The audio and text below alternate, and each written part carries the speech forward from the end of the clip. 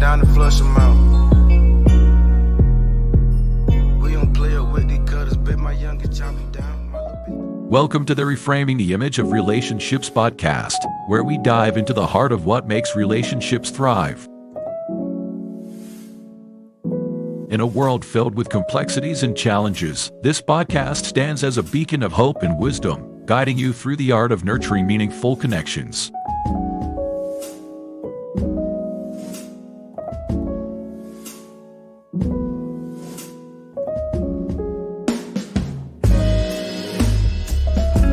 Our discussions are more than mere conversations. They are a roadmap to healthier, more fulfilling relationships. Whether you're seeking to deepen your understanding of love, improve communication with your loved ones, or find guidance in times of relational turmoil, this podcast offers a fresh, faith-centered approach to facing these challenges together.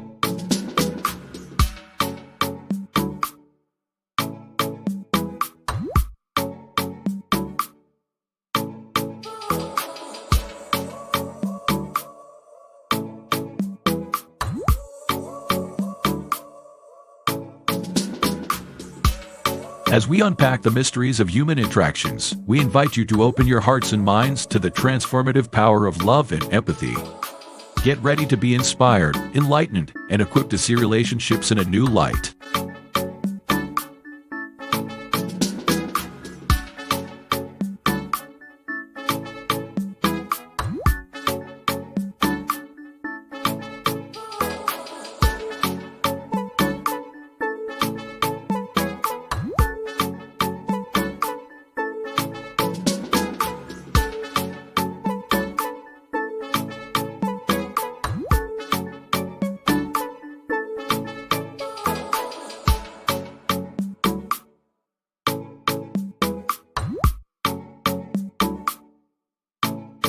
And now, to guide you through this journey of discovery, please welcome your host, a visionary leader and a true catalyst for change, Dwayne Dwyer, but we affectionately know him as the Mindset Coach.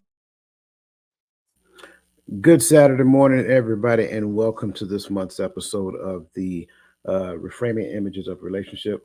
Reframing the Image of Relationship. We're your host for this morning's conversation. My name is Dwayne Dwyer. I go by the Mindset Coach, and I am also joined by Miss Sandra McLean, also known as Miss I Am Queenie Love from the Relationship Zone, and also Lisa Keys, the Voice of Reason. How are you ladies doing on this beautiful Saturday morning? Fabulous. Yeah, I'm wonderful. Thank you. Good. I'm loving Queenie earrings. Yeah.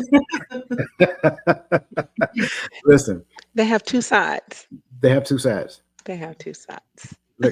Look out. Listen, as always, I look forward to these conversations. I look forward to having these conversations with you because I believe in balance when it comes down to these conversations as it relates to relationships. But I also enjoy having these conversations with the wonderful people who join us every time. So regardless of whatever platform you're on, whether you're on YouTube, Instagram, X, LinkedIn, Facebook, it doesn't matter. Just get in the chats, let us know that you're here so that we can acknowledge you by name. Because again, I like calling you by name because I don't think we do that enough in our community. So we like to celebrate your presence. So Michelle Ray, Crystal Everett, and Adrian Walthour, making sure I get that right. Good morning and welcome to today's conversation. And that's Crystal Everett over there as well. Okay, so good. And listen, if you've never been with us before, again, if you're on YouTube, look in the lower right-hand corner of your screen, put your cursor on the YouTube icon and go ahead and select subscribe. And don't forget to select notify all. That way you know every time that we go live on this platform. We do this particular show once a month, but we also do a show every Friday night as well. And if these ladies will allow me, I may try to up the ante and do it twice a month, but that's a whole nother conversation for another day. Anyway, let's go ahead and just start this conversation here. So have you or anyone you know ever been hurt during the course of a relationship? Has that experience morphed into the mindset of creating deal breakers prior to engaging in future interactions? What if I told you that those deal breakers were the manifestation of fear and sadly the result of the absence of forgiveness in your previous encounters? Today, we aim to finish our discussion on the power of forgiveness in relationships. So, if you haven't seen part one, I invite you to take a look at some of the cogent points made during that discussion. That said, get ready for an electrifying journey into the depths of the human heart with the power of relationships, part two. But I'm sorry, the power of forgiveness, part two. In this highly anticipated sequel, we dive deeper into the transformative force that is forgiveness. Building upon the profound revelations of the first installment, we unlock new insights, untold stories, and life changing revelations that will leave you spellbound. Join us as we explore the uncharted territories of forgiveness, delving deeper into the complexities of human relationships, the intricacies of cultural influences, and the unwavering strength of personal beliefs. Prepare to be moved, inspired, and challenged as we uncover the incredible resilience of the human spirit and the boundless capacity of healing through forgiveness. This is not just a video, it's a movement, a call to action, and a beacon of hope for a world in need of healing and reconciliation. Don't miss out on this riveting journey towards redemption and renewal. Share this video, like this video, and spread the word because the power of forgiveness knows no bounds, and together we can ignite a revolution of love and compassion that will echo throughout eternity. So, ladies, I kind of want to start off, in a particular way, if you don't mind. And first and foremost, what I would like to do is just kind of bring out the first question. In an attempt to pull from our previous discussions, at least I understand that you want a part of that, but I know that you watched them. So, in an attempt to pull from our previous discussion, what was one thing you want to bring forward that was discussed to jumpstart this conversation? Whoever wants to begin is fine.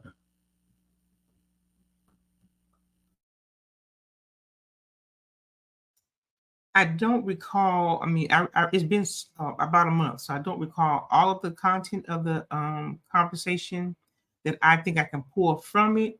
But I can add that without forgiveness, it's impossible for us to move forward in any relationship that we have.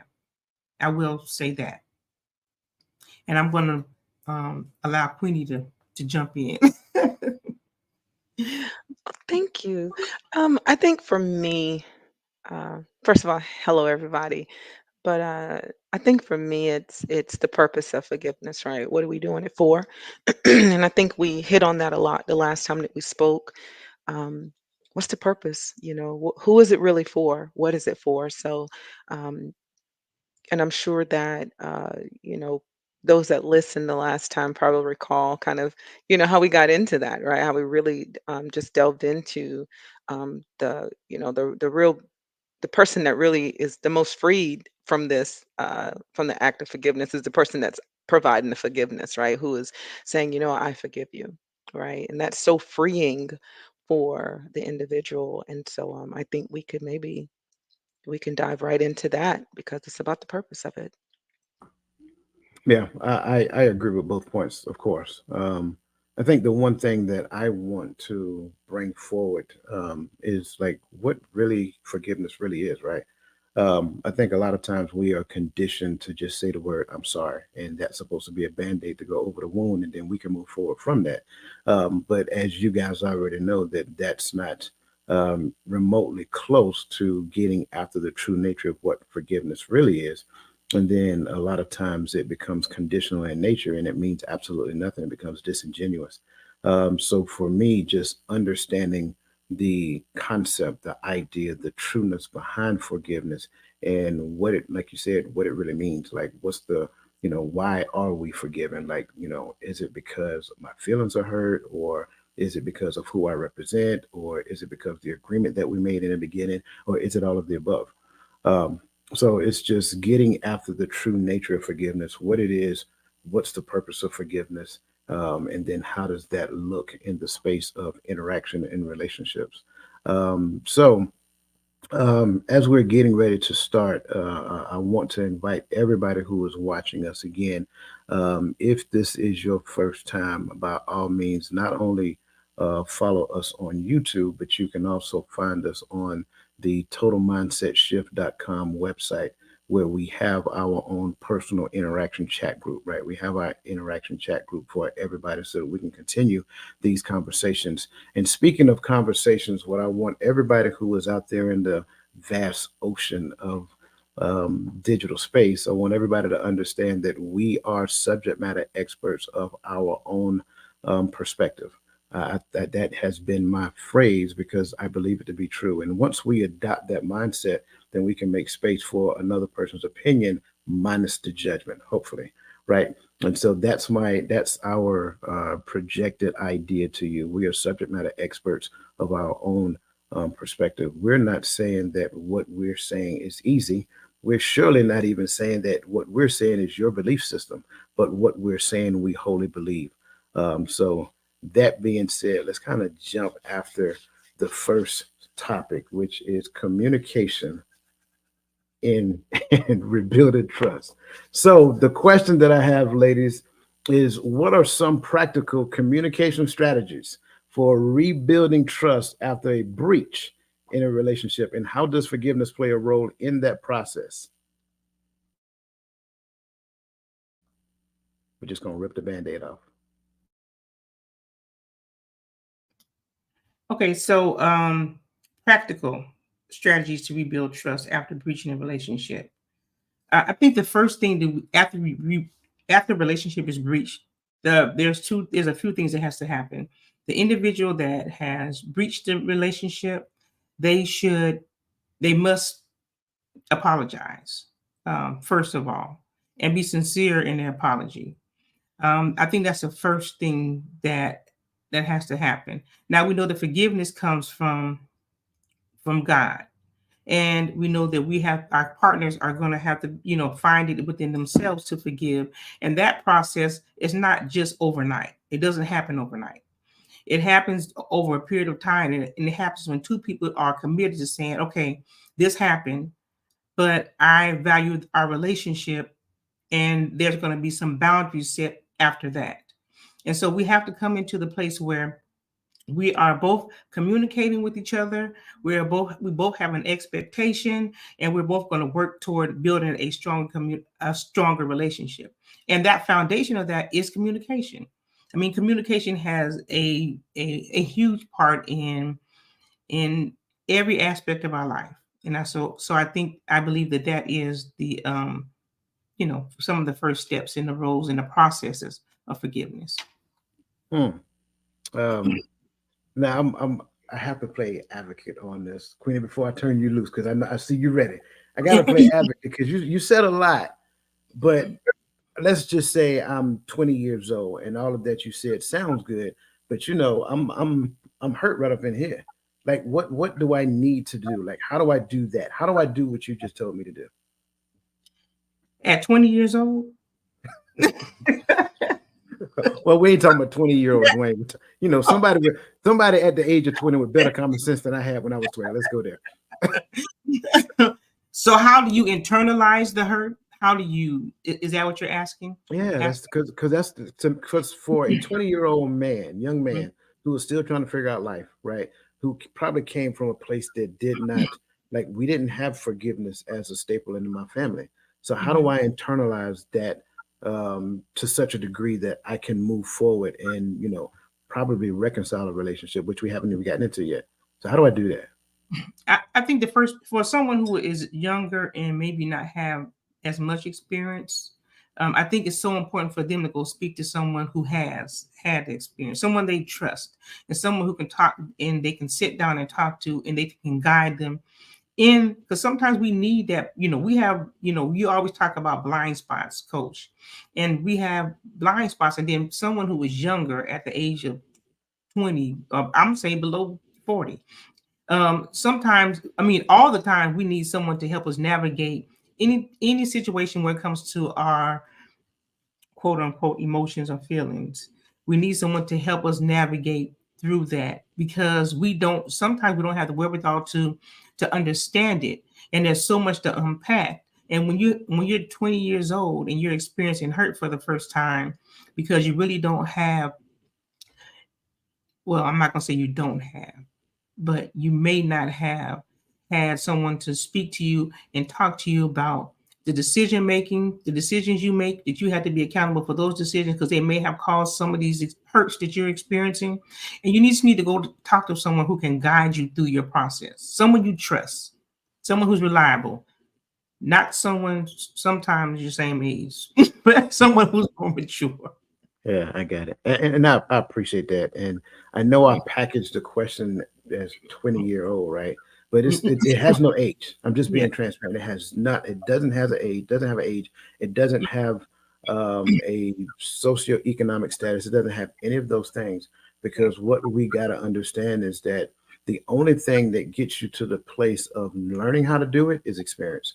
And unfortunately, we can have all the conversation that you want, but until I am hurt and faced with the thing, then that's when that person that has a better understanding of it, the maturity that I need, so forth and so on, can kind of help me to get through it and help me to bridge the gap. Queen of Love, I know we talked a lot already, and I hope we didn't steal your thunder. No, of course not. Y'all said some great things. And I agree. I agree. I do want to address that 20-year-old, right? Um, because I giggled thinking about that.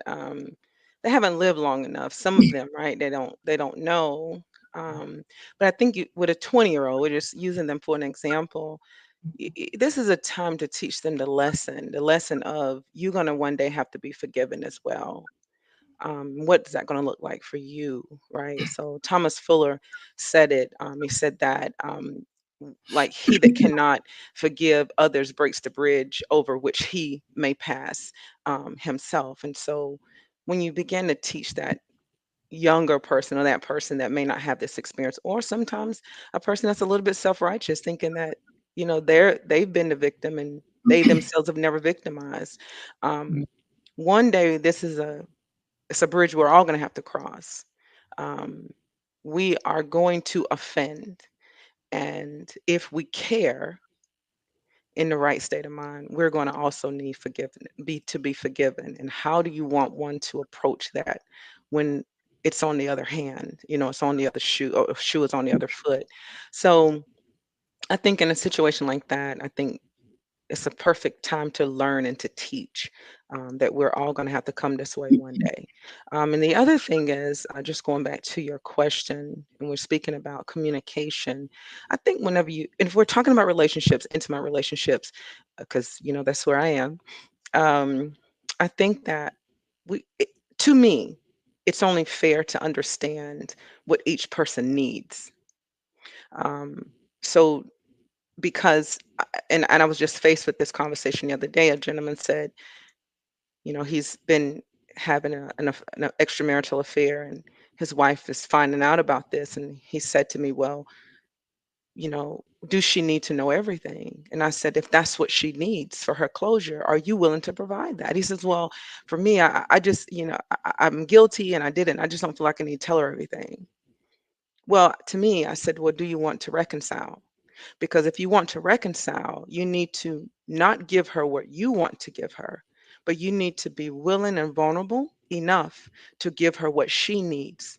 Because one thing I know about forgiveness, sometimes it's difficult to forgive the things that people will not own. And so while you're trying your best to forgive that, and sometimes we verbally say that, we are left, unfortunately, with resentment. So we have to be very careful when we're dealing with forgiveness in these relationships. And you have to know what people need. And if it matters, then provide that. And if it doesn't matter, then just say that. And we can move on and do something different. Hmm, That's those are my 2 cents. hmm. Well, Coach, if I can add Ephesians, I'm sorry, I was going to add scripture. Come on with scripture. We welcome the scripture. 4:25. Wherefore, putting away lying, speak every man truth with his neighbor, for we are members one of another. And so that goes to what Queenie was saying as well. The truth is it should affect us first. So the work has to be done in us first and then we can, as to her statement she was making for the scenario that she was sharing. that individual has to do the work on them first.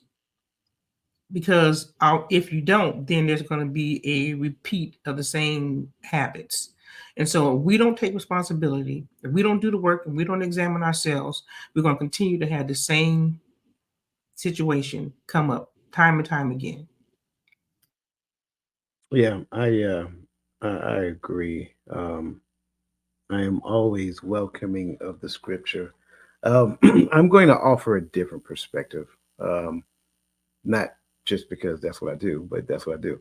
I'm gonna offer a different perspective, um, because I think a lot. And before I do so, I am not speaking directly to the scenario that you presented. I want to make sure I'm clear when I say that, because I don't want that person to think that I am giving them advice on their situation. I am not doing that. However, I am very careful when I hear the word need, because the word need pulls away from something else. Because if you position it as a need from me, then you're rejecting the need from which it is supposed to come. I always look at it, what is the relationship requiring? What does the relationship require of me? Because the relationship is the most important person in the relationship, not me, not you. And if I position myself as the most important person, or you position yourself as the most important person, then all I have to do is start telling you what I want or what I need for you to do. Then you're going to do it because that's what you know, or that's what society has taught you, or whatever that looks like. And that's one of the concerns that you see all across social media today. But what does the relationship require of me at this given point in time? That's the best question that anybody can ever ask themselves. Because if the relationship requires this, then that is what I do. However, if you require this, then I'm giving the relationship what it needs, but your needs should never overpower what the relationship needs, right? There's a relationship that exists prior to us becoming part of the relationship. That's why I brought this up during our last conversation. Forgiveness is part of me understanding who I'm committed to first. Therefore, in the space of, transgression, or, whatever, any other shun we can come up with, transgression, progression, transgression, oppression, whatever, right? In the space of that, then I recognize that because of who I'm in relationship with, then I present that to that person. Therefore, I go into the space of automatically forgiving them, or go into the space of making them aware of said offense. However, when I take that relationship and put on the shelf and say, I need this for closure, okay, I can't be that person for any other person, because that does not take into account the things that they've been through that they may have never come to grips with or actually reconciled with. So if I, like, say, for example, if I was raised in an environment to where I was never given the opportunity to express myself, and then transform, and then now moving forward, I am in the space of relationship. I've never expressed myself back here, and now I'm in a relationship to where you're requiring me to express myself. The relationship is telling me that I need to express myself, not in a way to where it is manipulative, but in a way that is healthy for everybody involved in a relationship. Well, that's something for me to work out. I can't hold you responsible for making or helping me to work that out. You can have conversations with me. You can help me to process these things, but that's my journey. And what I can never do is rob a person of their journey. However, if it is something that I caused, now that's a different conversation, because now that requires us to have conversation, right? To, get to the bottom line, whatever that looks like.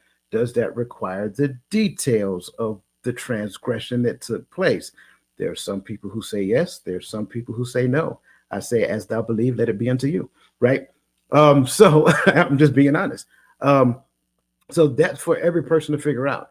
In the space of those practical steps, you need to have conversation, right? You need to lay the cards on the table, just like we said the last time. If I am still working on this emotional thing that I got going on with me, I need to be transparent and lay the cards on the table up front.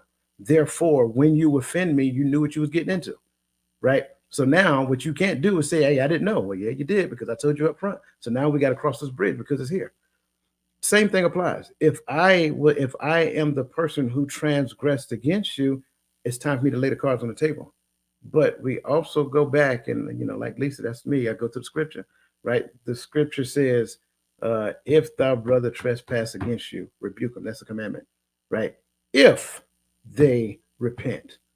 So now that's a whole nother conversation that needs to take place. Okay, a whole nother conversation that needs to take place. I'm not saying that you shouldn't, right? I'm saying I believe you should. But if they do not, what do you do? You see what I'm saying? How do I get past that? Do I get past that? Is this cutoff criteria at this point?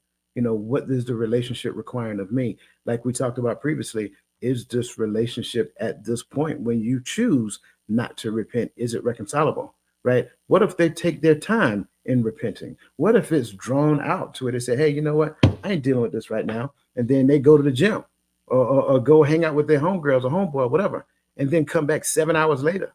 Now they want to have the conversation. You didn't had 7 hours to stew in your emotions. You see what I'm saying? So this is not just a black and white conversation. There's several layers to this conversation. And when we start talking about the practical steps in communication, like what does that look like? For me, if I offended you, there is no need for me to take my time to recognize what it is that you're telling me. That's what effective communication is. Effective communication requires me to pay attention to such a degree that I'm responding and I am understanding exactly what you're saying. In the midst of actively communicating, I should have a clear understanding of what you're saying and respond to that in present time. I believe wholeheartedly for a person who cannot respond in present time, that reveals to them information about them. I know we like to say it takes me time to process. It doesn't. I'm just being honest. What you're processing more so, I believe, is how you feel about what I'm saying, as opposed to processing exactly what I'm saying. And so what we do is we take our time and then we get to the point of eventually allowing time to exist in between what was actually stated and what I am going to say eventually. Well, we don't necessarily realize what is happening in those spaces. A lot can transpire within it. A lot can happen in this person's mind. That person can come to the point that, oh, okay, I just told you that I'm offended, and now you're withdrawing. Now you're choosing not to say nothing. Like, when did that become an option? So I think a lot has to be addressed in the space of practical communication when it comes to forgiveness. I'm gonna pause here because I know I said a lot, right? I want to kind of open the floor and allow you guys to respond to anything that I said, or if there's anything to respond to. Well, Dwayne, I speak to the heart of the matter, and I get it. I know that sometimes you tend to separate church and state. Um, and I speak to the heart of the matter, right? And I heard you when you mentioned the you and I, and then the relationship. I don't separate the two. Um, and I don't think that's exactly what you're doing, but I'm just saying that when I am dealing with people, the whole person in the relationship, one, I honor emotions. I honor feelings. Those things are real. So I will not dishonor them. They are real. And not everyone has a relationship with God. So there's not always a God in between my relationship and my reality. That's not Everyone doesn't serve the same. Um, and I'm inclusive in those that I speak with. And so I try to be inclusive in what I'm delivering, because I do understand that the whole person has emotions and feelings as well, regardless of how they show up and how they show them. And just respecting that everyone's needs are different. We're not robots. And if we train ourselves to be robots, sometimes we can seem and appear very out of touch when it comes to the needs of others. And when I say the word need, I hold myself accountable. I understand that what I do impacts the people that are connected to me, no matter what. So if someone comes to me and tell me that I have offended them, I understand that what I have done may have offended them, or in their words, did offend them. And if what they're asking for is clarity, I decide how much I want to give, sure, but I am empathetic to their needs. I am considerate of their needs. And I think that whenever we're talking about forgiveness in relationships, there's a cold forgiveness when you just say, I'm sorry, and that's all I got to say. That's worthless for some people. And so I think, again, I go back to saying what I said from the beginning: know your person, know what they need, and you decide if you can give that. Some people shouldn't even be in relationships. And to your point, and I won't make this long, to your point, like the individual that's really not ready, they come out of one environment, then they try to get into another. But again, maybe that person shouldn't be in a relationship, because relationships require something of you. It requires a sacrifice of you. And if you cannot and you will not, and you have not learned to be selfless in a relationship, then maybe relationship is not for you. And that's all I'm going to say.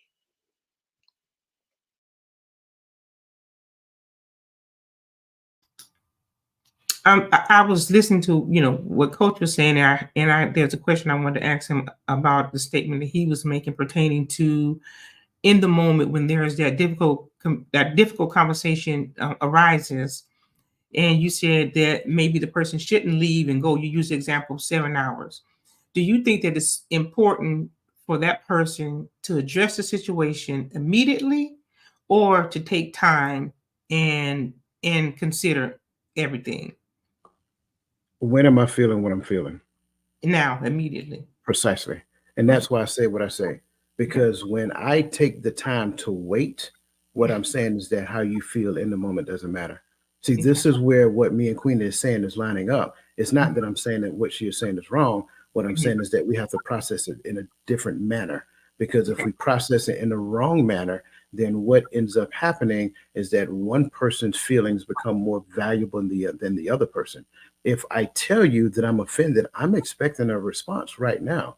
You choosing to wait till later, you're telling me that, hey, how you feel isn't important right now. Let me go think about this right here. I'll get back to you when I get back to you. So what you're telling me right now is that you're more important to me. That's what I'm hearing. And that's why I answer your question with a question. If I am feeling what I'm feeling right now, and I mustered up the courage, because you got to realize it takes a lot of courage to confront the person that you care about. I mustered up the courage to tell you about it, right? I'm hoping that you value me enough to respond here and now. So that's why I say what I say. Quinn, I agree with you 100%. Everybody don't serve, right? God, I'm good with that. I really am, because I'm not forcing you to serve God. But until we understand that relationship is a manner of authority, right? That's really what relationship is. That's why I stated what's the relationship requiring of me, because there is a thing that to where I have to regulate this. This is my responsibility, not yours. When I make it your responsibility, now what I'm having you to do is serve me. And if I set the conditions to where you serve me, meaning my emotions are going to show up, even if I never reconciled with them prior to getting into a relationship. And you're absolutely right. There are a lot, and you say some people, I say a lot of people. A lot of people should be in a relationship because they never matured to the space that relationship required, right? And so now I am immature in relationship, and I want you to be, and I hate to say this term, but I want you to be the guy that I want, that I need right now. And it's very dangerous, because you will spend the rest of your life doing cheetah flips trying to appease this person and their unreconciled emotions. It's a very dangerous game. And so that's why I say what I say. Um, and again, I'm with you, the total person. I talk about ecosystems of people all the time, right? It's not just your mom and dad I'm in a relationship now. Especially in the black community. It's your mama, your daddy, your auntie, your uncle, your best cousin. All them folk, all kinfolk, right? Because that's how it works. If we skin folk, we kinfolk. So I'm in relationship with all these people and their influences on their life. Oh yeah, let's not leave out the girlfriends, right? And then the dudes face the homeboys, right? Because let's be honest, some of them like me, some of them don't. And the one that's probably gonna chirp too much in your ear at this particular point in time, I told you he wasn't there. I told you he wasn't there. Bruh, I was trying to tell you the whole time, man. I was checking out the way she moved. I ain't like it. So a lot of that matters. And what it does, it exacerbates the feeling of what the person is experiencing right here and now. That's why I say we can't just stay holistically in the space of feelings. Feelings must be like feelings matter. I agree. They matter, but we need to understand how and why and not just give them total reign, because when they have reign, everything is at disarray. And so that's just my response. Yes, I'm sorry, go ahead. No, I was just to Queenie's point and to yours. When you say you have to know your person, I'm just agreeing with their statement, because you do have to know your person. If you guys cannot walk together unless you agree. And the boundaries where you talked about, you being in relationship with everybody, the mama, the daddy, the great grandma, everybody, those boundaries had to be set up front, because the relationship is the two of you. And of course, you have family, but they can't make decisions for your relationship. So just wanted to add that. Nope, I greatly appreciate that. Miss Queen of Love, do you have anything else, man, before we move forward? Not well, yeah, I do actually. I want to just address if can I address a comment in Sure, the absolutely. okay. So I see that Ben shared that, but I'm not moved by your feelings when I don't see my wrong. So me saying words are for show, not for correction. Um, I understand that, but I will say this. And this is again, this is me speaking from a space of empathy, right? I'm very empathetic. So when I hear I'm not moved by your feelings, but for me, when I'm again trying to reconcile with you, I lead with empathy and all the work. That's the workspace I'm in. So naturally, that's what I do. So I lead with empathy, not being moved by my feelings is one thing, but honoring my feelings, giving space for my feelings, and just being empathetic to the person that's in front of you that is hurting and is saying that you are the person that hurt them. That is the only thing that I'm suggesting that we address, right? Because again, if a person says that you hurt them and your response is cold or unattached, it can feel unauthentic. The interaction from that moment on can feel unauthentic. If that doesn't matter to you, then that's okay. That's what I'm saying. This is not like everyone should do this. No, if it doesn't matter, that's fine. You have a different way of looking at it, that's fine too. But I go back to knowing your person, because if you're with a person that has a high sensitivity to you and whatever's going on in their life, then they're going to need you to be moved by their feeling. I'm not saying be manipulated, not even saying being controlled, but I am saying being in tune. I am saying at least given space. Times are changing. This ain't the 20s anymore. Times are changing. People want to know that they're like you're relatable, or that you're being heard, or that they matter. And they want to know that they matter, whether you choose to tell them or show them or not. That still is what a lot of people are desiring. That's the reason why they're in relationships. Yeah, and he's addressing. He has another point in Hmm. what he's saying. Um, if you're trying to reconcile, then you're already en route to correction. I must see where I'm wrong, or I I'll get it. say I'm sorry. I did have a question, Hmm. because I'm agreeing, um, and I agree if the goal, right, if the goal is to reconcile, I Hmm. think that's the key that we need to understand. If the relationship is what's most important and the goal is to reconcile this relationship, then that's a different conversation. I believe that part as well. If the goal is for you to focus on me, that's a whole different conversation. Yeah, yeah, exactly. I love the fact that you mentioned empathy, and trust me, I am 100% on board, and I talk about empathy all the time. But I think a lot of times we need to, and I'm not talking about you, of course. I think some people in the space need to understand that there's a difference between empathy and sympathy, right? Because a lot of times we confuse sympathy with empathy. Everybody has the capacity for empathy. It is a part of your core makeup. It is within the scope of developing. It is one of the hardest things to develop. Some like to go all the way to the extreme and say, I am. Like, and I am empathy. Wait, what? I am. Wait, well, no, wait. You got to realize what you're saying. Like, that is a very strong statement. Um, but that's a whole nother conversation for another day, right? But we'll say that we are that thing, and not necessarily understanding that saying that you are that thing is not authentic. However, everyone has that in them. Everyone has the empathetic trait in them. They just have to nurture it and find a way to come to the point of understanding, so forth and so on, right?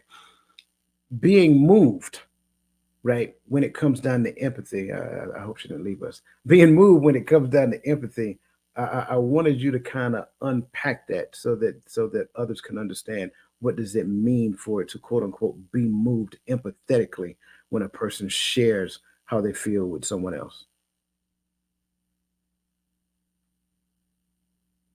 You muted. There you go. Could you please ask the last part of that question? I had to go to my door. I do Oh, I'm sorry. apologize. I'm You're so good. You're good. sorry. I'm so sorry. No, you're fine. What does it mean to be moved empathetically when it comes down to how another person feels? Oh, yeah, yeah, yeah. So with empathy, it's just simply being able to place myself in the shoes of another person, right? I may not know what is exactly what it feels like, but if I'm just listening to you and I'm trying to think about it, like I'm just placing myself in that space, oh, I could see how you, the person, could feel that way. I may not agree with it. I don't have to agree with it to be empathetic to it and to understand that, wow, I could see how you could feel disrespected. That was not my intent. So, I mean, we haven't all learned that. And in the heat of the moment, when I'm angry and upset, I may not be as empathetic as I would like to be. But first of all, I don't take 7 hours, but when I do take my 20 minutes, when I, when I take my 20, 30 minutes, I come back and I can see how my behavior could have offended you. I come back and even if I know that I did not mean to do that. Um, Sometimes it's hard for people to admit, even because again, like no one wants to be accused of something that they did not do. I understand that. But again, this is the reason why we have things called perception. And perception for some people, that's their reality. So again, I respect that. Even if I didn't do it with any malice intent, I respect that it still offended you. Because again, you don't know where the other person's coming from, right? You really don't know. You don't know their traumas, you don't know any of those things. And no, it's not always my place to figure it out. I don't have to have a therapy session with my partner at all. I don't have That's not it. But when we talk about, do you want that? Then it takes a little bit of work. It takes a little bit of self-sacrifice.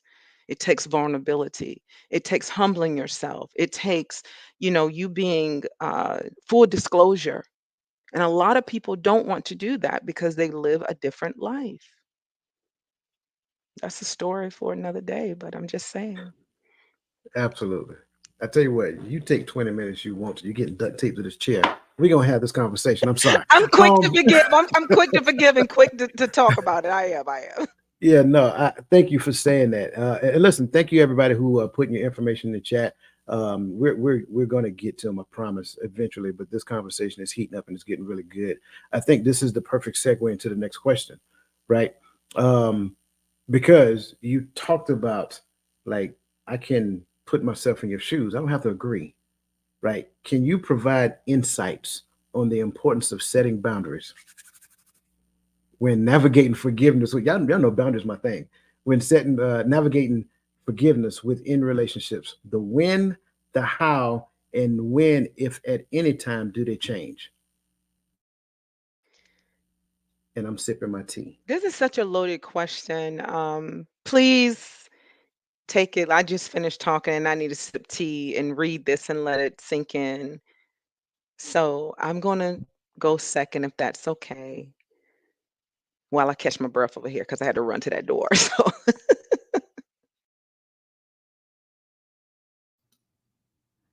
Okay. So the first part of the question, provide insight for important setting boundaries and navigating forgiveness within the relationship.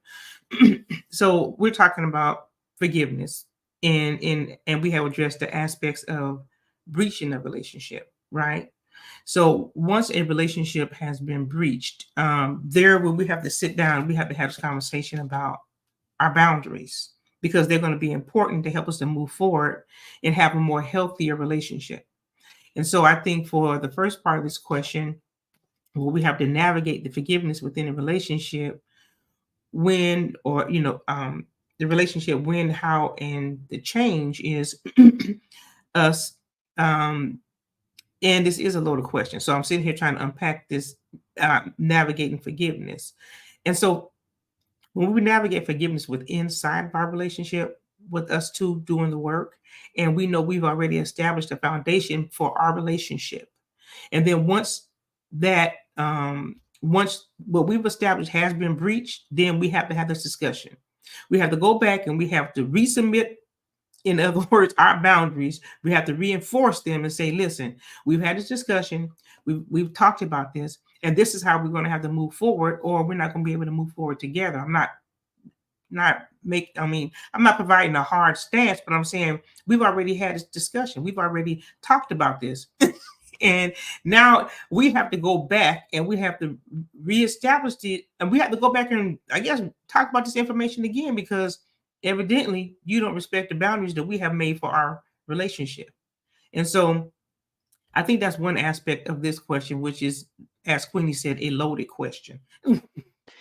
It is very loaded.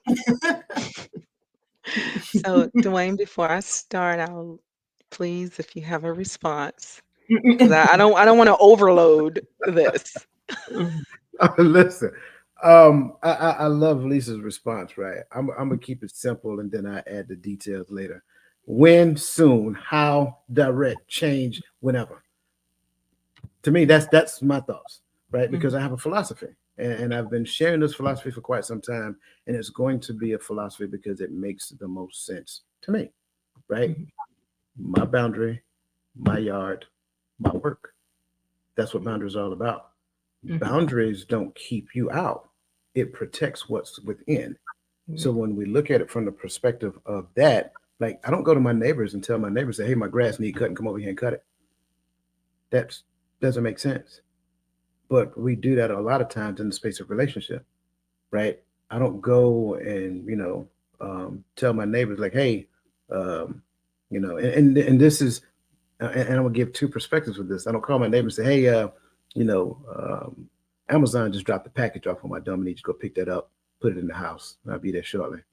However, if I have a good relationship with my neighbors, I know I'm not going to be back for a while. I can ask my neighbors to grab and retrieve my package so it's not stolen, and I'll come to them and get it when I come home. Ask. Let me say again, ask them. I tell them. And so, in the space of boundaries, we got to recognize what boundaries are for. Whenever the boundaries are breached, we kind of remind them that, hey, this was a boundary. Did you not see it? Did you forget about it? Right? They crossed the boundary. Okay, cool. I apologize. Let me get back on the other side. Okay, great. Right? And so over the course of time, boundary changes based upon the status of the relationship. Sometimes we kind of superimpose what we have in our head with what reality is actually presented. And so because reality is a thing, the story that I have in my head, I don't want reality to be reality. I want my story to be reality. And so sometimes we push boundaries, and they need to be reminded. So I hope I said enough, right, to go ahead and open the door for you to talk, and then I'll come back to add more. There's so much here. Um, I just want to address Ben. I love his commentary. We are in deep waters. I'm trying not to drown, my brother. I'm trying not to drown. You're good. You're good. You got floaters so on. You're good. so yeah, yeah, yeah. I got my little floaties on. So I agree with both of you and what you shared. When I look at this, I mean, I love your now, your direct and whenever concept. I love that. I know it doesn't always work out that way, but I do appreciate that approach. I just think that when we talk about boundaries, sometimes I like to, and I've learned this. I've learned this. This is not Queen's philosophy. I've just learned it. Um, I've learned how to look at boundaries in the reverse, meaning the problem that some of us, when we talk about forgiveness and relationships, and some of us, the issue with these boundaries, like, like we're saying, like we go back to the table, communicate, and reset these boundaries, right?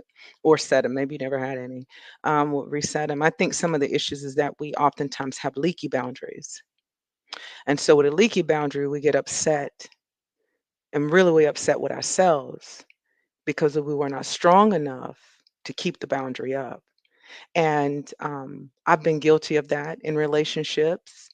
And I'm looking at the person angry with them because I've allowed them to cross my boundary. But the truth is that my boundary is leaky. They just found a way in. And I allowed that. So I think that when we start talking about even with forgiveness, I tell individuals now when we get into these conversations about forgiveness is one thing, but forgiveness and you still feel with resentment isn't forgiveness. So we got to be honest with ourselves about what we're doing. It sounds good to say, I forgive you. I want to just move on, just want to move forward. I want to just move on. But when you're still in that house resenting that person's actions because you never really got closure, whatever that closure you needed, and you did not speak up for that person you didn't provide those spaces for that to happen, then that verbal forgiveness ain't no good for anyone. So I go back to the leaky boundaries that I think a lot of us have when it comes to relation. Again, I know I've had them. So my anger, it shows outward, but truthfully, it's really inward. I'm angry that I wasn't strong enough. I said I was going to do this and he was never going to be able to do this to me again. And I was not going to put up with this. And I'd be doggone if him coming in at 4 o'clock in the morning, I still cooked him breakfast at 8. Who can I really be mad with? All right, I'm done. No, no, no, no, no. I, thank you for that analogy because I will offer, I would submit to you that you cooking him breakfast at 4 o'clock in the morning, even though I mean when you woke up, whatever time that was, I'm sorry, you cooking him breakfast when you woke up and him coming in at 4 o'clock in the morning is not synonymous. I would say you cooking him breakfast is a testament of your character, not a response to his behavior. And I think too many times, and this is the thing I make reference to. I think too many times what we're doing is we're responding to another person's behavior and forgetting who we are, and that's where we get into error. You don't respond to another person's behavior. You remember who you are, your first relationship, and then you allow that person to show up in the space of relationship. Now I know I got a lot of people say, "Oh no, I can't do that. I can't do that." And that's fine. That's you, right? I don't have anything against that. But again, who you are, the commitment that you made with Christ and yourself, between Christ and yourself. At least I'm put you on mute again because I'm back. I'm echoing. The commitment that you made between Christ and yourself. That's who you show up in the space of relationship with. When we're in relationship and we're just simply responding to behavior, we're forgetting that we're human. And so what I'm doing is I'm mad at the other person for showing up and saying that they have flaws through actions. But at the end of the day, we all are flawed. We're all flawed beings. Until we get to that point of understanding, then we don't necessarily recognize the importance of boundaries. Because boundaries, my boundary, again, is for me. It prevents me from encroaching on you.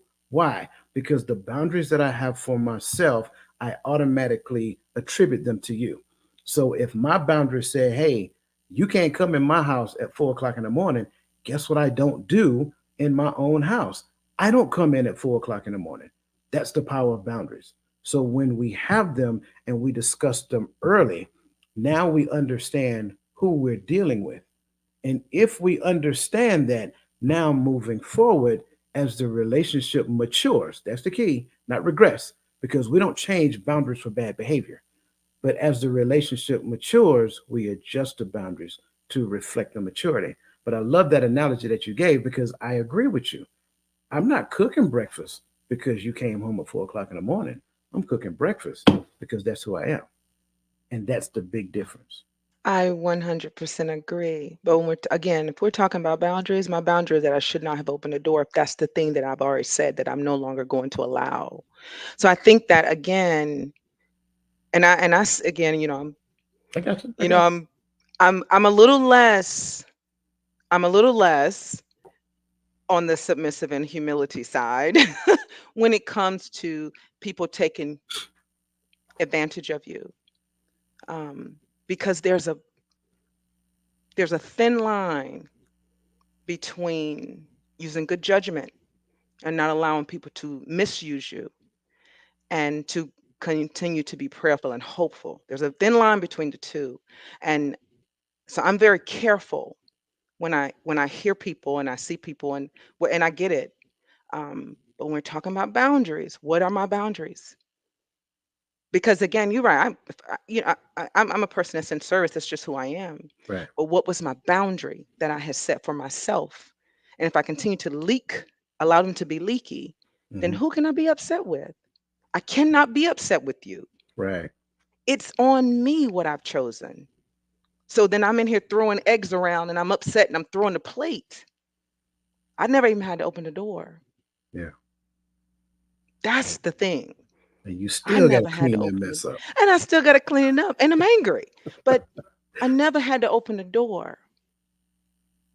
But I need to also allow myself not to feel guilty about the boundary. Bingo. I love it. Lisa, you had something. I'm sorry.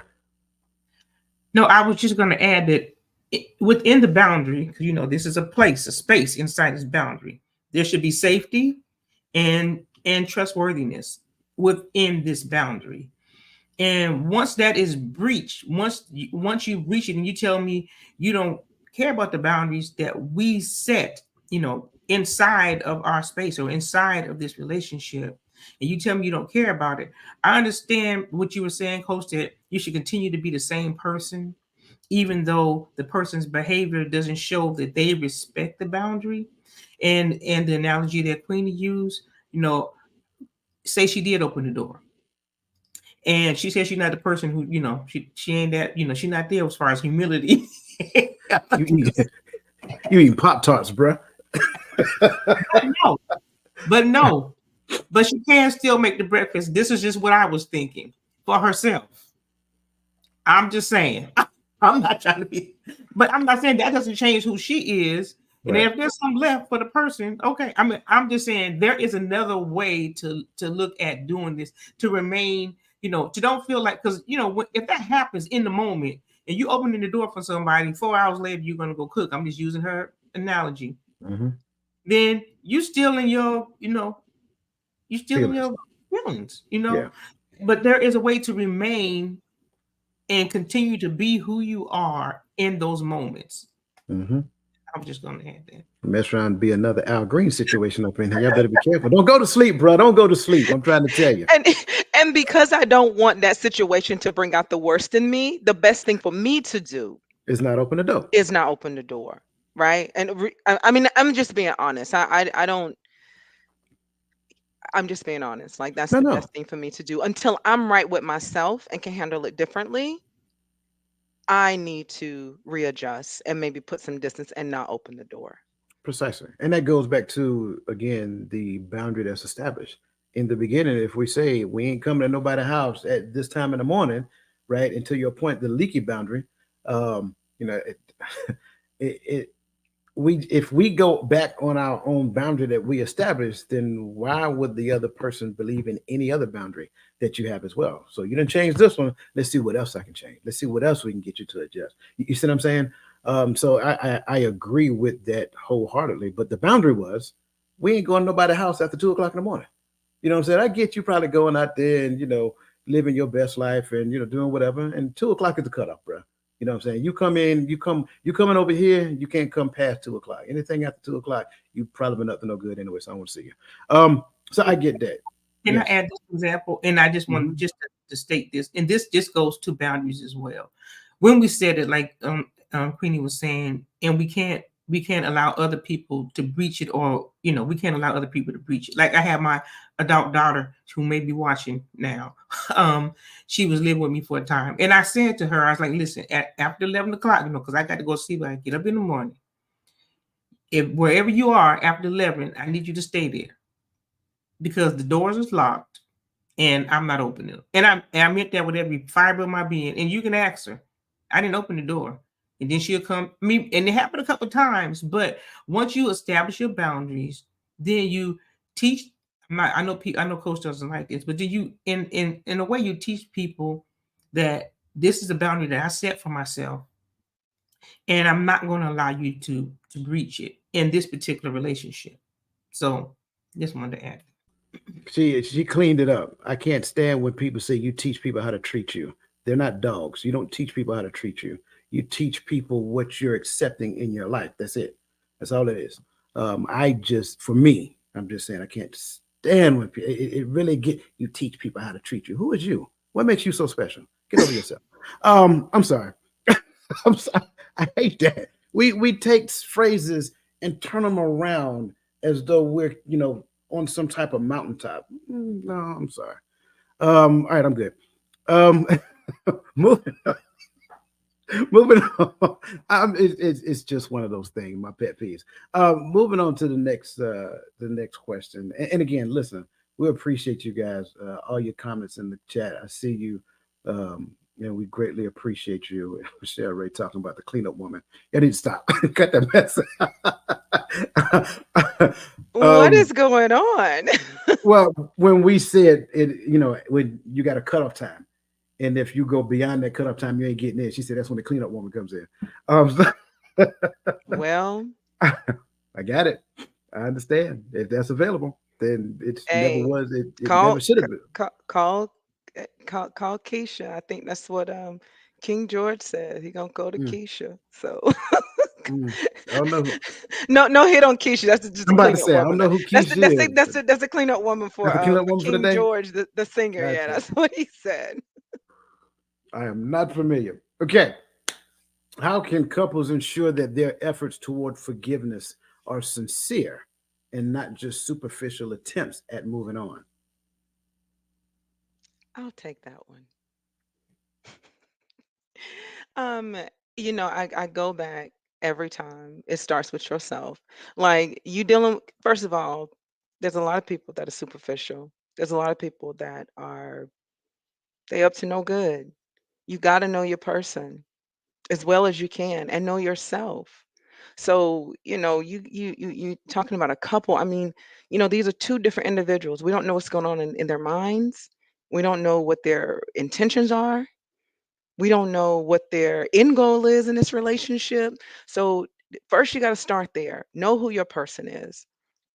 Sometimes it seems like a waste of time when you're working with a person that's operating on a different level, a level of deceit, a level of not being authentic, a level of just trying to use you for the moment. So you got to first iron that out, shake that out, make sure that's not what you're dealing with, make sure you're not that person. But I think that when people are truly wanting to forgive and they're really honest about that and their heart is right, their heart's in the right space. And I know we're speaking on religiously, if your heart is in the right space and God is leading you as a couple, then you come to the table again wholehearted and honest and open about the forgiveness. And not just that. What is the intended outcome? Like, what are we doing any of this for? I know a lot of people don't want, they talk against having expectations in relationships. Well, I don't speak that because I'm not going to go take any job and not have an expectation. And no employer is going to hire me and not have an expectation. So I'm not going to operate in any relationship without some understanding and expectation of what we're trying to do. And that's the same thing for me with forgiveness and having a conversation. For me, I know me. I don't 100% know that other person. I know me if I'm coming asking for forgiveness or if I'm forgiving. I know me. I don't 100% know the other person. So I have to go in faith that what they're doing in this moment sitting in front of me is real. And then we just work on a plan to move on. I need full disclosure. As the sister said earlier, resetting some boundaries. What does that look like? We're going into an agreement in this relationship. And when you break the agreement, whether it's me or whether it's you, then we have to deal with the repercussions of that and not then try to blame it on an entity that we cannot see or a space or a thing or place it. No, this is our thing. We did this. But that's where I am. I'll pass it over to my sister.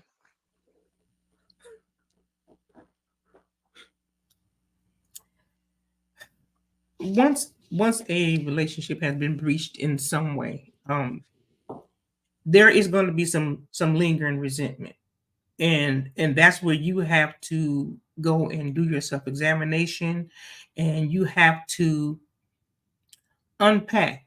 I mean, in the moment, there's a concept that coach teaches in the Diamond Club called OODA loop. In the moment, sometimes we have to have these strategic, difficult conversations immediately, because there's so much that can happen in those moments. And so if we don't in the moment, if it seems like there's not a sincere um, it's not a sincere thought to move forward, then we're going to recognize that the other person, the people in the conversation. And so we don't take our time to do that. And sometimes it may not be in the same space. There may be a time of separation. I mean, just to be realistic.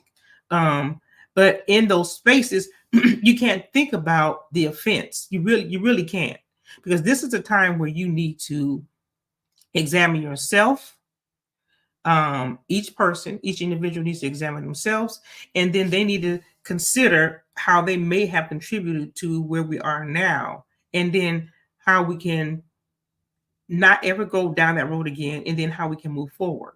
So there's a process, and you can't rush it. It takes time, but it is doable. Trust me. You can forgive. God can strengthen your relationships, and you can move forward, and it be an even healthier relationship, because you had the experience. You don't want to do that again, and you want to move forward. Or you can do just the opposite. I'm not going to do this again. I'm not going to move forward. I'm going to be sincere in how I feel about this, and I think we should part ways. So, I mean, those are options that are going to be there because there's a breach. So, forgiveness does not simply mean that I forget or I restore you back to our previous relationship status. No, it means that I forgive you, and I understand that this may not be something that we need to continue to do and walk together, but it does not mean that I'm not forgiving you. I love it all. I really do. Um, I agree. Forgiveness and excess is not the same thing. And I think sometimes we need to understand that we don't necessarily have to give the other person the exact same access that we gave them prior to the offense happening. That's for starters. But then I also ask the question, not openly, just have to ask the question: does forgiveness look different if access looks different? Because if forgiveness did not change its covering, but I changed the level of access, then why do we view forgiveness as being a different entity when access is not the same? See, that's kind of like the space I like to start off with, because we'll say, oh, I can forgive a person without them ever repenting, and you can. But then in the space where access wants to be, we want to continue to give them access, right? But they've never gotten to the point of repenting like the way I wanted them to. They never gave me that. And I'm gonna use this term because y'all know I don't believe in this term. They never gave me the closure. I love you, Queen. I'm sorry. They never gave me the closure that I need. Um, you know, uh, does forgiveness now look different? The, even though they weren't as empathetic as I would like them to have been as it pertains to how I feel, does forgiveness look different?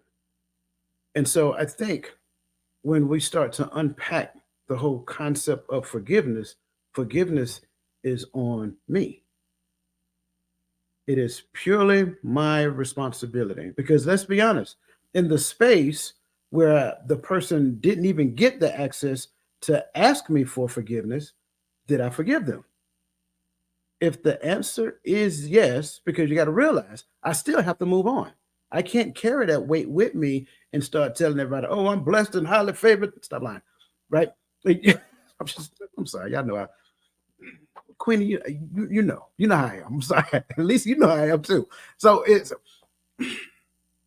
if forgiveness is the same forgiveness that presents itself in my life when this person didn't have the access to ask me for forgiveness, why do I think it looked different in the space where the person is in my face and I'm telling them that I now need closure? I think when it comes down to the authentic nature of our behaviors in the space of forgiveness, I have to go back to the whole point. The point of the matter is it's a facet of my character. It's a facet of who I'm in relationship with, first and foremost. The foundational relationship that matters most to me. Not that you don't matter, but this relationship matters most to me. And oh, yeah, by the way, when we first met, you knew about that. You knew about that relationship. I didn't hide that relationship from you. You see what I'm saying? It wasn't a relationship I kept in secret. This wasn't a side chick, right? This is the most important relationship in my life. This relationship supersedes the relationship I have with my mother. And if anybody knows me, they know I love my mama. I'm just going to keep it real, right? So if you knew about this relationship and you knew because of this relationship, this is how I will always show up in relationship when boundaries are now crossed. It is this relationship that through this relationship, it actually gives me the space on how these boundaries are set and established and reinforced. Okay. So now going back to whether or not another person's, I don't care about whether or not your behavior is sincere. My focus is to ensure that my behavior is sincere, right? Queen, I like the fact that you said just have faith that their behavior is sincere. Well, if we're honest with ourselves, every relationship is based upon faith, but it's not based upon the faith of the story that I have in my head. That story that I have in my head is false. It is based upon faith of the calling that we were called to do. And the relationship is subject to that, only that. So when we go back and understand the purpose of relationship, we must redefine it. It ain't got nothing to do with Snow White and the seven imps, dwarfs. It ain't got nothing to do with life happily ever after. It ain't got nothing to do with no Prince Charming riding in on no white horse and putting you in no big old house with these white picket fence. It's a lie. It's a fairy tale. Get away from that mindset. Get into the mindset of what the purpose of relationship is. And again, it just doesn't apply to you. I'm not talking to you, right? When a man leaves his mother and his father and unite with his bride, they become one flesh. Okay? So the purpose of relationship must be to serve. And you have to understand what that service is. When we go back and start, I think I heard somebody say something about job description. Careful. Careful. Careful. I'm just saying, if there's a job description, right, that means that there's a compensation.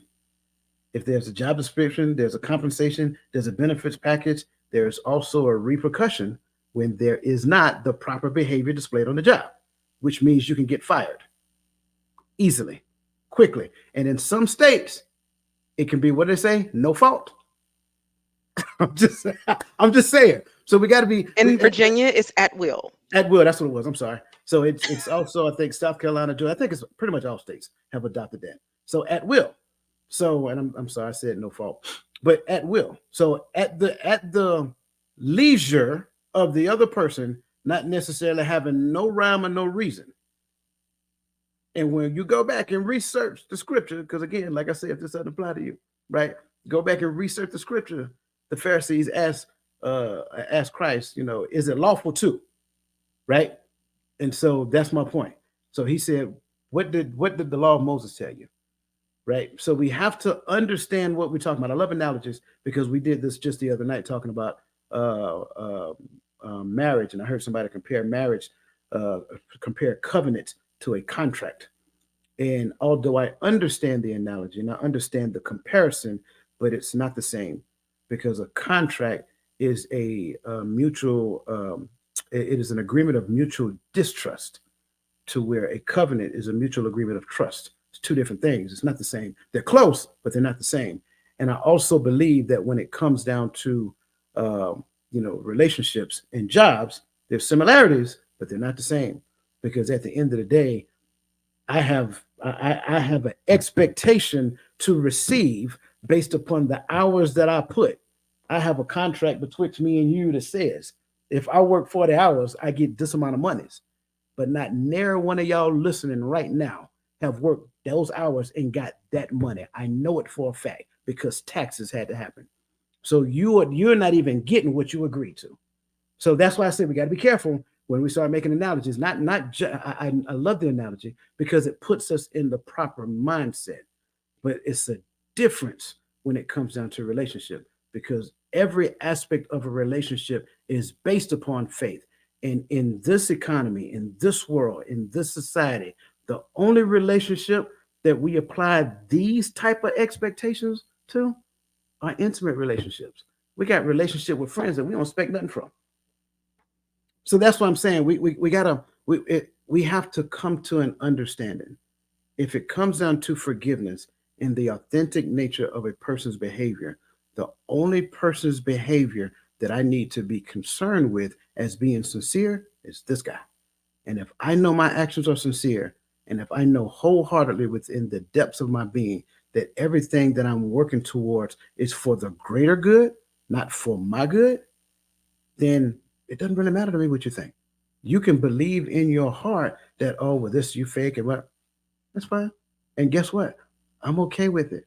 And I'm going to still smile and we'll sleep good at night because I know in my heart that I'm doing what I'm doing from the depths of my being to serve the person who I'm in the best and most fullest relationship that I ever encounter.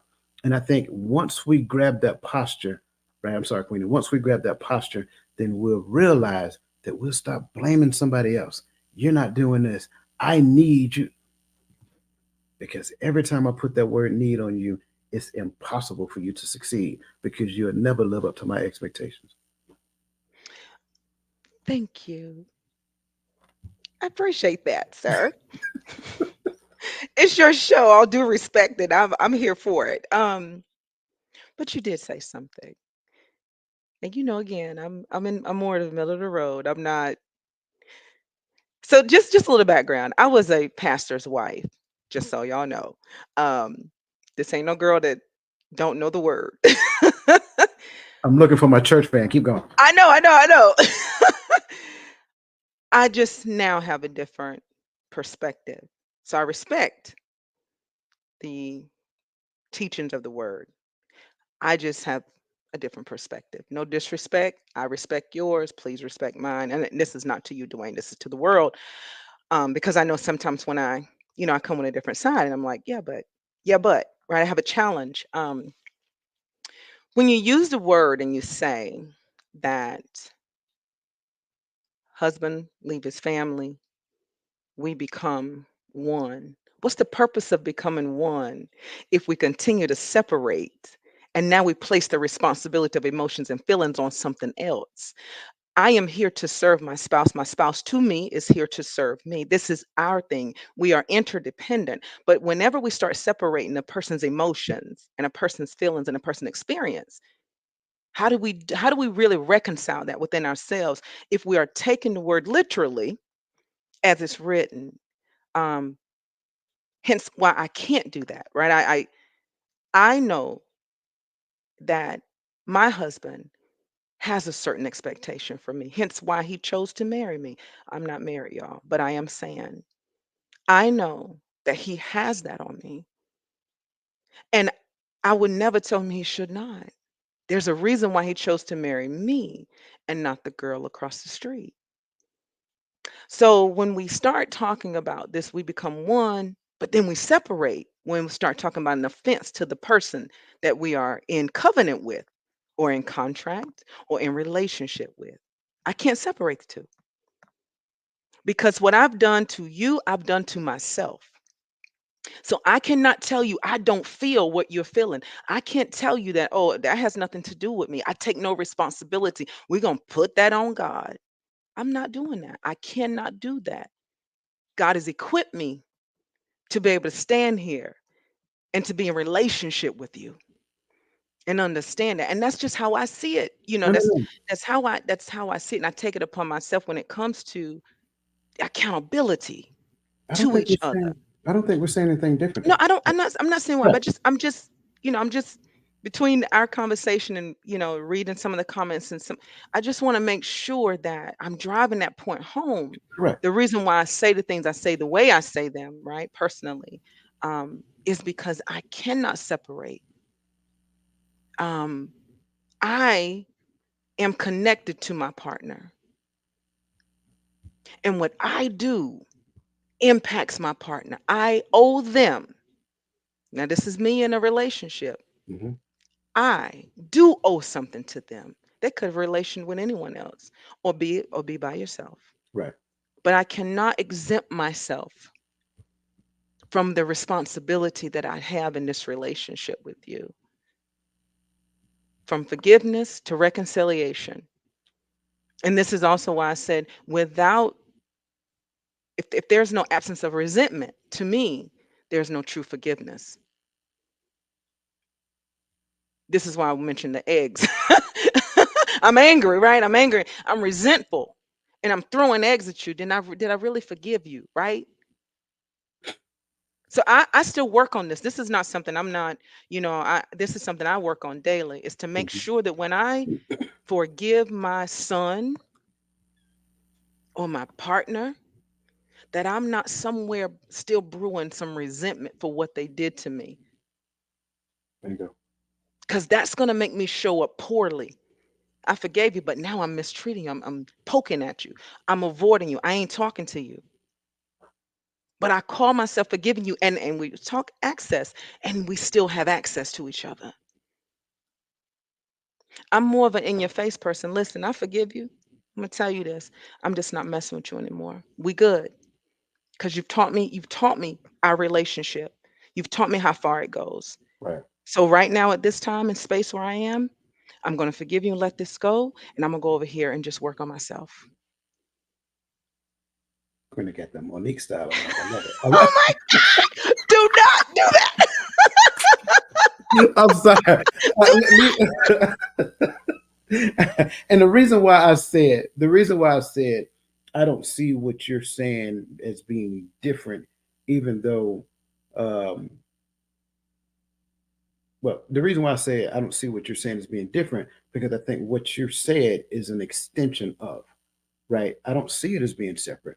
I think once we come into the proper alignment and understanding what relationship looks like, then this is what we do, because we understand the things that we're doing for and against our spouse is actually affecting me. So that's why I say that. I can't take how I'm feeling and slap it on my spouse and make you responsible to do, or I can't say, hey, you know what? That's you. You go over there and do that. I don't care nothing about that. I'm over here doing my own thing. Let me know when you finish. We'll come back together and high five and move on. And we can get them eggs. In fact, I'm going to bring the eggs home so you can cook them so you don't throw them at me no more. Lisa Keys, me and Queen of them are going back and forth a little bit. But I want to kind of get off the gas for a second and kind of open the door and let you come in, because I apologize. I feel like we've been stealing thunder from you. No, I was listening, and I don't disagree with anything you guys were saying. And one thing I did want to make mention of when you mentioned contract and covenant, a contract, because I work in contracts all the time. A contract, you're looking for an exit clause. Each party is looking for their exit clause. So in a contract, if you're looking for, if the other individual breaches the contract, how can I get out of it? Then I don't think that's the same, like you were saying, Coach, that it would be a well, I'm sorry, it would be a the covenant is different. The covenant is different. We're looking for a reason to align and to come together and to stay together and to be together. And we've made our position and our an understanding in this covenant clear. And the example that we can use, the covenant that God made with Abraham, Isaac, and Jacob. Mm. There were conditions to the covenant. So the covenant said, if you do this, this is what I'm going to do. That's us being in relationship together. So what I'm hearing you say, hold on, before you go too far, what I'm hearing you say is that there's no such thing as unconditional love. No, there's conditions. There's condition to, yes. There's no such thing as unconditional love. There's agape love. There's agape love. Mm. Okay. Which comes with conditions. Yeah, which comes with conditions.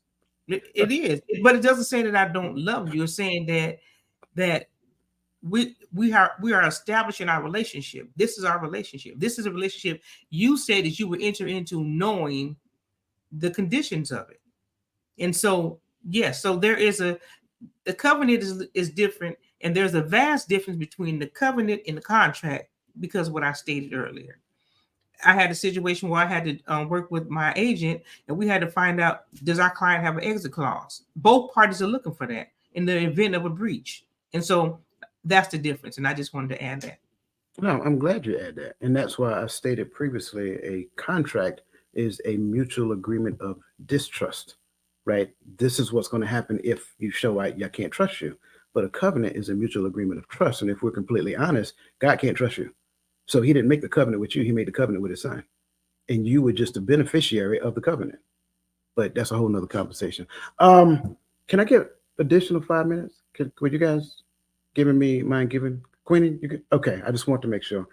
This conversation. Listen, you guys are awesome, by the way. Thank you, both of you. Amazing. I want to kind of jump into one more question, but it's on the culture of forgiveness, because I think this is something that we need to collectively, as a community. And I'm not necessarily just talking specifically about Black folk, but I'm also talking to Black folk. A culture of forgiveness is important. So, in your opinion, what does a culture of forgiveness mean?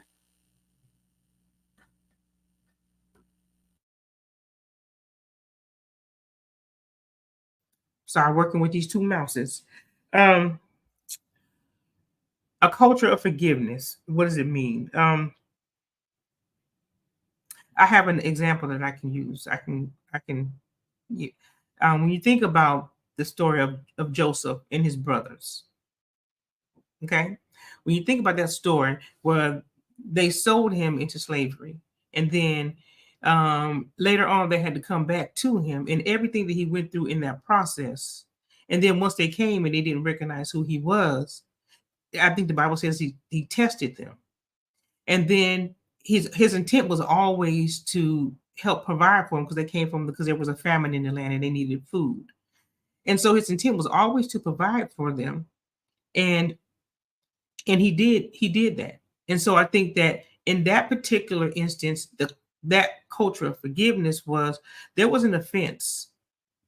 I've been through some things and I understand the experiences that I've had in my life, but the relationship with God is gonna is prompting me, and because it's a part of me, and because I know His character, is saying to me that I have to forgive, and I'm here for my brother and sister. How can I say I have a relationship with the Father, and I don't have a relationship with people I see every day?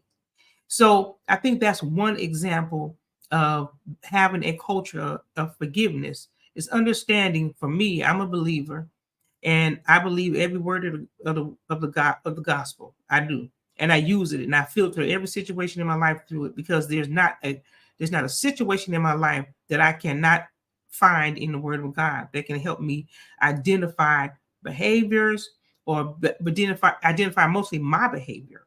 And so I think the culture of forgiveness in this particular aspect is that he made sure that he provided for them no matter what happened before in the past.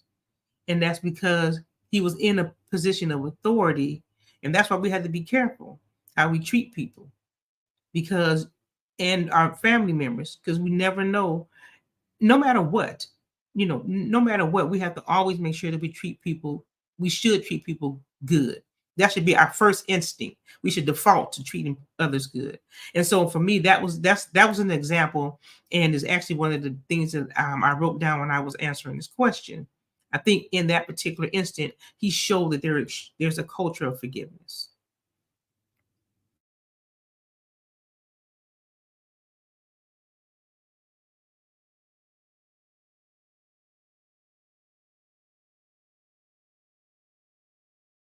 And I just wanted to add this one thing.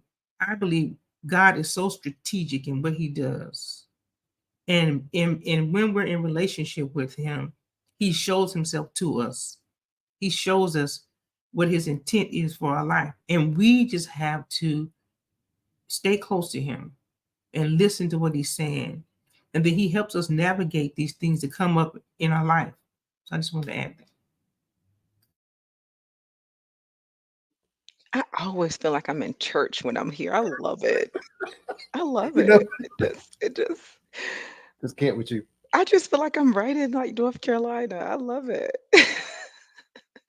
I do. I mean, I love the fact that, like Lisa's given, you know, from a godly perspective. I love that, right? Because that's a foundation that many of us need and many of us really are standing on. So I was being honest about that. And I do feel like I'm in church. I always want to, pass the collection plate. Um, I think that also, not from a religious standpoint, but a perspective, I think that we need to see the value in forgiveness, right? To create the culture, we got to see the value. We got to learn from, the things that we've seen or done or our past mistakes. We got to be comfortable expressing that, talking about it, being able to share that.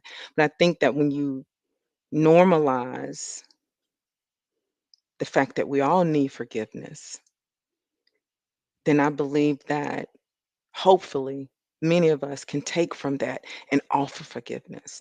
And not just only that, forgiveness is healing because when you hold on to unforgiveness, you can't tell me you're not filled with bitterness. And bitterness is sickly to the body, you know. And so I think like, just understanding the health benefits from forgiving, creating that culture in your home, parents forgiving your children so that your children will grow up and learn to forgive their spouses. Being able to display that. Let me model this behavior. Let me show you what it looks like. So I think that that's the way that we influence that culture is by modeling the behavior ourselves. Some people are just not going to get it. They're just not. But you can't save them all. You just can't. So you got to be willing to influence starting here first and then model it out so others can see it. But there's no reason for me to talk about forgiveness if I'm at odds with my kids. How who am I? I'm hypocritical. I can't preach about forgiveness and I'm over here. I don't want to speak to my neighbor because their grass look better than mine. So when you model that and practice it, because I'm big on practice. We learn something, honey, you better practice it. It sound good in theory. Go to church and hear TD Jakes or whoever it is preach, and you like, oh yeah, I'm gonna go home and do it. If you don't practice it until you tested, you don't know how you're gonna act. So when you are tested and you recognize it, model it. And be honest, like I'm not all the way there, but I'm trying. So those are my, I don't know if I gave 1, 2, 3, 4, 5 points because I'm not, it's in front of me, but I went off the dome. But those are the things I think about when we talk about the culture. Um, that modeled behavior is important. My children, they don't always get it right, right? But I've tried to display in front of them how to have a healthy argument with somebody. And if I get elevated, also I try to show them how I can come back and say, I'm sorry. I shouldn't have done that. Still working on this. This is a part of me I am still working on. So that's how I create the culture. My kids can come and say, "Well, I mean, you talk about forgiveness and I did wrong and you still holding my feet to the fire." That's going to make me check myself cuz I am preaching one thing and I'm showing up one way in this house. I got to create that culture here in this space first. I'm off my soapbox, y'all. Thank you. No, thank you. Don't y'all feel like whenever Queenie talk and get that passionate, you feel like you just got chastised by your grandma? I'm just saying. I'm joking. I'm joking. I'm joking. It's Um, all love, I it's promise. all love. Exactly. Your grandma love you. That's my point. Your grandma trying to correct you with love. I need you to get it right, baby. So, um, I love it. I love both perspectives. I love all the analogies given because you guys are right. And the sad part about it, Queen, I know you be saying you separate. It's not separate. I promise you, it's not. If you listened, not you, but I'm saying if anybody listened to what they said, it was one and the same. There is no separation, and we don't talk religion. We talk Bible. It's two different things. So, so I want to. I'm gonna start off, and these are our final thoughts. By the way, we're not going to do any more final thoughts after this. Um, I in the army, for those of us who was in the army, I did the army for 24 years. One of the things that they were real big on is understanding the difference between culture and climate, and the way that you understood that the army culture was taking shape within your organization is by doing what they call a command climate survey. So you test the temperature of the organization to ensure that it lined up with the culture. I like the fact that you mentioned practice because I think we, a lot of times, in the midst of either addressing a thing or hearing a thing, we hear perfection, right? We are constantly in a space of practicing. We talk about keeping the law, statutes, and commandments. Baby, that's practice. That's not perfection, right? So even in a person's ability to fail, it only shows the necessity for Christ. So you can practice a thing and fail at it and get up and keep doing it, keep practicing, right? Keep practicing what Christ modeled, right? Because that's what we're talking about when it comes down to a culture of forgiveness. And there is no other culture that modeled forgiveness better than the one that Christ modeled for us on the cross. We're all, and Queen, I like the fact you said that, we're all in the space of needing forgiveness, period. And until we get that, then we'll stop holding people's quote unquote feet to the fire for not being perfect. No one is perfect, not even you, right? You may act perfect in a particular sense, but you're not perfect.